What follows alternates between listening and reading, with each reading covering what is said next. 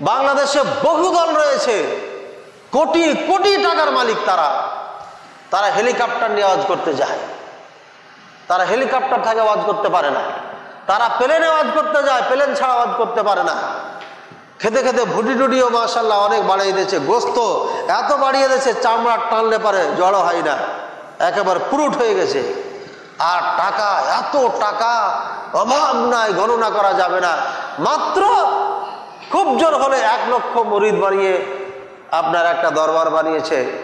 আর সেখানে ওই 1 লক্ষ মুরিদের মধ্যে এমন কোনো মুরিদ নাই যে টাকা দিয়ে মুসাফা করে না। 100-200 টাকা হলে ওর সাথে মুসাফা হবে না, কমপক্ষে 1000 টাকা হইতে হবে। আর যদি গরিব এলাকায় চলে যায় তাহলে 1000 টাকার লাইন একটা হবে, 500 টাকার লাইন একটা হবে, আর বাকিগুলোর লাইন আর একটা হবে। আপনারা দেখেন, মিথ্যা বলছি নাকি? টাকার খেলা, মাহফিলে এসে টাকার খেলা, হুজুর খালি মুসাফা দিয়ে খালি টাকার খেলা, খালি ভরছে। নিজের পকেটে রাখার জায়গা নাই, পাশে বস্তা নিয়ে বসে আছে। এই যে বোকা বাঙালি, আপনি ওখানে জান্নাত খুঁজছেন, ও নিজেই জান্নাতে যাবে কিনা তার কোনো গ্যারান্টি নাই। কারণ যেসব আকীদা সে পোষণ করে, যেসব ফতোয়া দিয়ে যাচ্ছে, যেসব চিন্তা চেতনা নিয়ে কাজ করছে, আমি আল্লাহকে সাক্ষী রেখে বলছি, এই অবস্থায় যদি সে মারা যায় জান্নাতের রাস্তাও খুঁজে পাবে না। কথা বুঝছেন? আপনি কাকে টাকা দিচ্ছেন? খবরদার টাকা দিবেন না।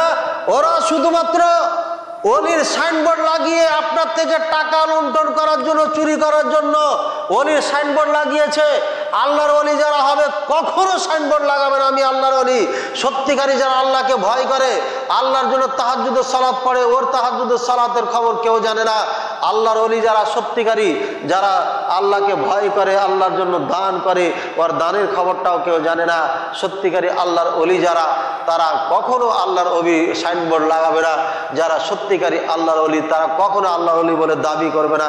আর এর বিপক্ষে যারা করে, আল্লাহর ওলি সাইনবোর্ড লাগিয়ে দেয়, আল্লাহর ওলির নাম দিয়ে মানুষকে ডাকে, আমার দিকে আসো, হ্যাঁ, আল্লাহর ওলির দাবি করে সে বলে যে আমি জান্নাতে নিয়ে যাব, জান্নাতের টিকিট বিক্রি করে, আর বলে বাবারা আমার হাতে হাত দিয়ে দাও, তোমাদের ঠিকাদারি আমি নিয়ে নিচ্ছি জান্নাতের। কেউ বলে যে বড় বড় জাহাজ নিয়ে আমি অপেক্ষা করব।